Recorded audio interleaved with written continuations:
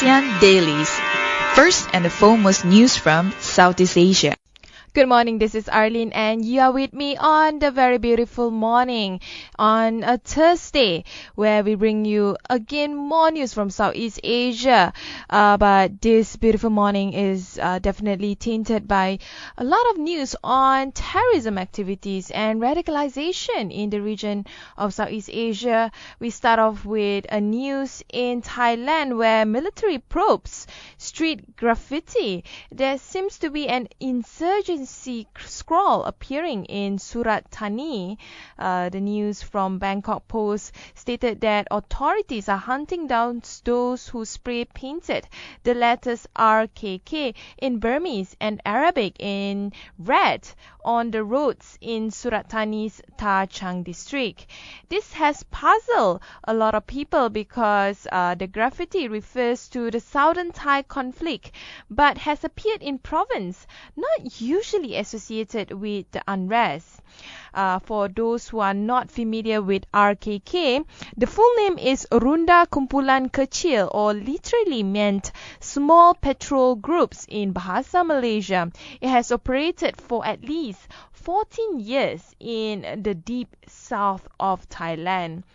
While the group has one of the worst reputation when it comes to brutality and is part of the Southern Separatist gang and were believed to be responsible for more than 54 beheadings in the Deep South between 2004 and 2014. Its leader, Ismail Ustad Sohraya Long, who has led numerous bombing attacks in the region, particularly in the Yala province. According to the Police Lieutenant General Tisa Srivato, the Provincial Police Regent 8 Commissioner who oversees the southern provinces, said he was alerted to the incident by Surat Thani Police Commander Major General Apichat Bun Sri Roj and asked officers to gather evidence of the scene. They are also investigating why the letter RKK, which of course stand for the Runda Kumpulan Kecil, one of the separatist groups responsible for various attacks in the three Muslim-dominated provinces of Patani, Yala and Narathiwat, appear in Surat Thani despite the fact that it's so far away from the three restive provinces. And according to authorities, that when they arrived at the scene, they found the message written in red paint sprayed in three nearby roads in Huai Rien village in Tambun Sawit of Tha Chang district. He also sent an Arabic interpreter who said that the message found in the first location on the Asia 41 road, 1 kilometer from Kwan Ra intersection, said, "Welcome RKK fighters." So the bigger question here is something brewing in the southern Thai, and in particular area that is not necessarily related or well known for terrorist activities or separatist activities. So it seems like they are hinting something on the road there, or it could be just a joke by some unruly kids who just want to make fun of the current sentiment against terrorism and cause the authorities in jitters. Nevertheless, the authorities are definitely investigating the situation, and hopefully it's neither a joke nor or a real threat to Thailand. Hopefully that is just one of those incidents where we shouldn't be worried out. But you never know. A lot of things can happen in this climate where the recent bomb attack in Jakarta has definitely sent a lot of the country leaders in Southeast Asia on an alert mood. The same thing goes to Singapore, which is another news that we are going to report now. A breaking news happened yesterday where 27 radicalized Bangladeshi arrested in Singapore under the Internal Security Act. A couple of information that we gathered that the investigation showed they supported the armed jihad ideology of Al-Qaeda and ISIS. They were not planning terrorist activities in Singapore, but some had considered waging armed jihad overseas, in particular in their home state, which is Bangladesh. The man who worked in the construction industry has been missing since 2013.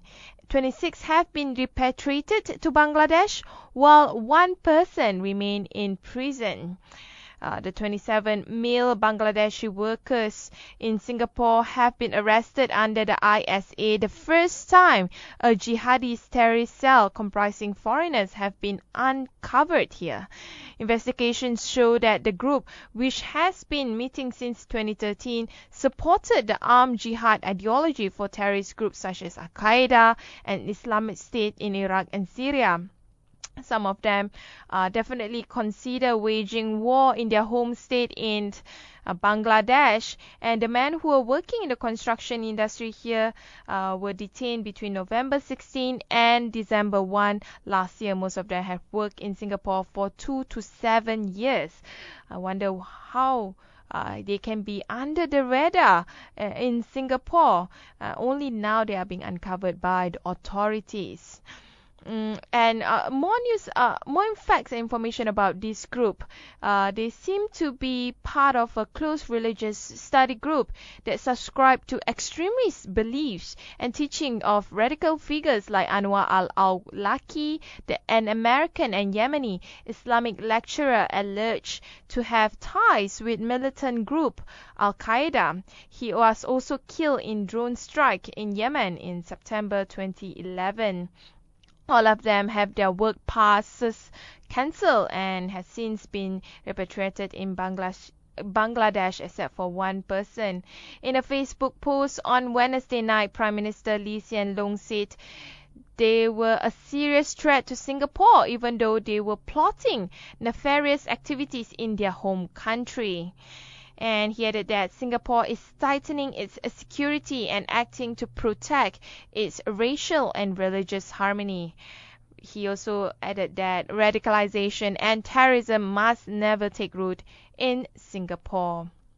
While on the other hand, Law and Home Affairs Minister K. Shanmugam warned that the men could have easily changed their minds and attacked Singapore.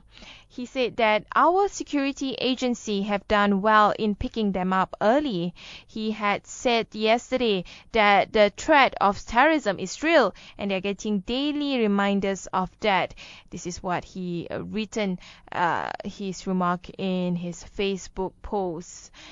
Moreover than that, we are also we have also uncovered several documents possessed by this group of Bangladeshi where they show graphic images and instruction detail on how to conduct quote-unquote silent killings using different methods and weapons. And the ISD, which is the Internal Security Department in Singapore, recovered a significant amount of these radical and jihadist related materials such as books, videos containing footages of children undergoing training in which appeared to be terrorist military camps. Anyway, we move on to another news. This is a lighter news, as Canada have its new Prime Minister. It is also appointing new envoys to Southeast Asia. And this is its first envoy to this region, demonstrating its commitment to enhance relations with the region on the other side of the planet, which is, of course, ASEAN. The Canadian government has appointed Marie-Louise Hanan as the country's new ambassador. The appointment is significant as this is the first time Canada had a dedicated ambassador to ASEAN. Canada already increased its diplomatic presence in the ASEAN region with the opening of its first resident diplomatic mission in Yangon, Myanmar in 2013, and in August 2015 opened offices in Phnom Penh. Cambodia, and Vientiane, Laos, thereby ensuring for the first time a permanent resident Canadian diplomatic presence in all 10 ASEAN member states. As a group, ASEAN is Canada's seventh largest merchandise trading partner. In 2014, Canada-ASEAN merchandise trade reached $18.8 billion. Canada continued to partner with ASEAN on concrete initiatives in key areas including disaster risk management, human rights, the countering of non-traditional security threats, public-private instruction partnerships, and support for small and medium-sized enterprises. Canada has been an Asian dialogue partner, only one of 10 countries enjoying such status since 1977, and both Canada and ASEAN will celebrate 40 years of dialogue partnership in 2017. Another year, next year, 2017. Anyway, the next news we want to highlight is about a Myanmar memorial service for murdered women.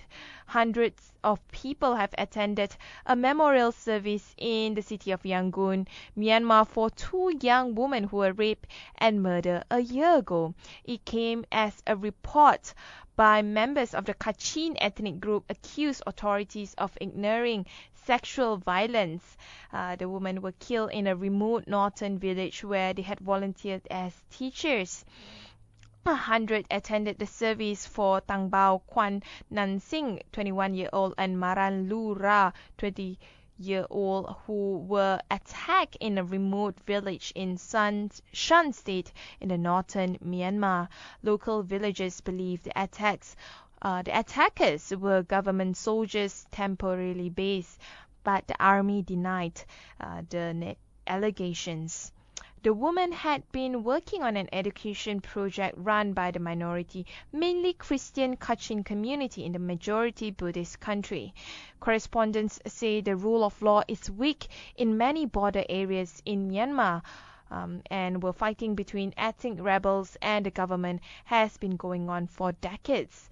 And according to news reports by the Kachin Women Association of Thailand and the Legal Aid Network, accuses authorities of trying to deflect blame from the soldiers suspected of the crime.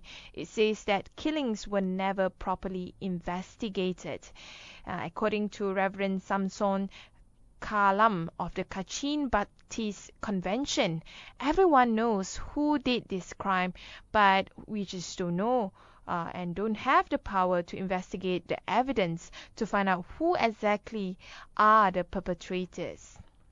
But nevertheless, they will not stop their investigations, and they will never forget this, and they believe that they will find the truth one day. And the biggest question is, I think it's obvious with the new government headed by Aung San Suu Kyi, will issues like ethnic violence and sexual violence done by the Myanmar military soldiers, or allegedly done by Myanmar military soldiers, be solved and contained. This is only time will tell. We'll take a short break. When we return, we will discuss on the society and economic side of Southeast Asia.